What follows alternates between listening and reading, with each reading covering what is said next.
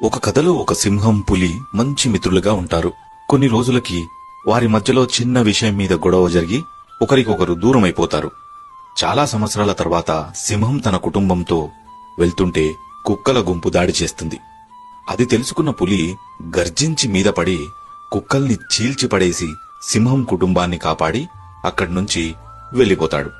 ఆ తర్వాత ఆ సింహం పిల్ల, నాన్న, ఆ పులి ఎవరు అని అడిగితే, వాడు నా మిత్రుడు బుజ్జి, మా ఇద్దరి మధ్యలో గొడవ జరిగి మాటల్లేవు అని అంటాడు. గొడవ జరిగింది కదా, మరి ఎందుకు మనల్ని పులి రక్షించాడు అని అడుగుతాడు. మా మధ్యలో గొడవలు ఉన్నా, దూరాలు పెరిగినా మా స్నేహం కుక్కలకు లాభపడేంత బలహీనంగా మాత్రం లేదు నాన్న. తోడు ఉంటూ శత్రువులతో చేతులు కలిపే వారికన్నా దూరమున్నా నాకు తోడు నిలుస్తాడు నా మిత్రుడు.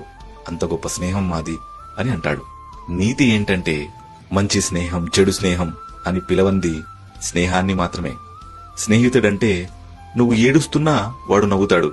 నువ్వు అడిగింది ఇవ్వను పోబే అని తిట్టి అవమానిస్తాడు. నువ్వు తప్పు చేసి వేరోడితో గొడవపడ్డా నీవైపే నిలబడతాడు. అమ్మ తర్వాత నీ ఎంకిలి తినేది వాడే, నాన్న తర్వాత నిన్ను దెబ్బలు కొట్టేది వాడే. అర్ధరాత్రైనా వాడికి పట్టపగలే. ₹1 లేకపోయినా నువ్వు వాడికి కోటీశ్వరుడివే. నువ్వు ఎదుగుతావని ముందుగా నమ్మేది వాడే. నువ్వు ఎదిగి ఎక్కడున్నా బాగుండాలని కోరుకునేది వాడే. నాకు తెలుసు, ఈ రీల్ వాడికి షేర్ చేసినా నచ్చదు.